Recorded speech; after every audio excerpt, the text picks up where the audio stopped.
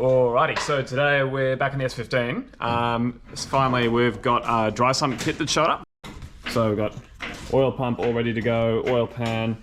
Nick's been busy making up some coil pack brackets so we can get them mounted as well. Little header tank, so little bracket ready for that. Today, job is get the engine back out, have a go at the dry sump, see what new issues we may or may not run into with that. And we have to start looking at the starter motor relocation kit. So I went and picked up a Castlemaine rod shop kit. So they'll put the starter over on the passenger side where we have a bit more space to play with, as opposed to our driver's side where we are stuck with a steering column and knuckle. Hopefully it doesn't go as badly as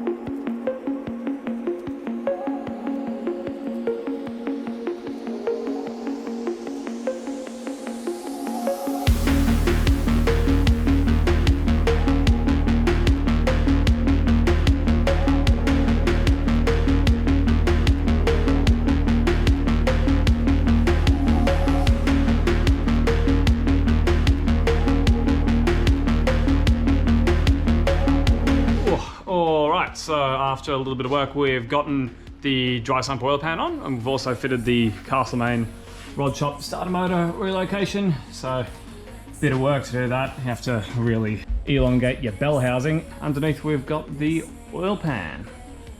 That's all done up now with various different bolts, which is fun. We've gotten the dry sump all fitted and dummied up. Not finally on, but we've gotten the oil pump sort of sitting in place so we can see how everything fits in the engine bay. Ran into a little bit of a problem being that as we have 4 scavenge ports from the dry sump oil pan, one of them, just noticeably this guy here, really didn't want to sit on the steering rack.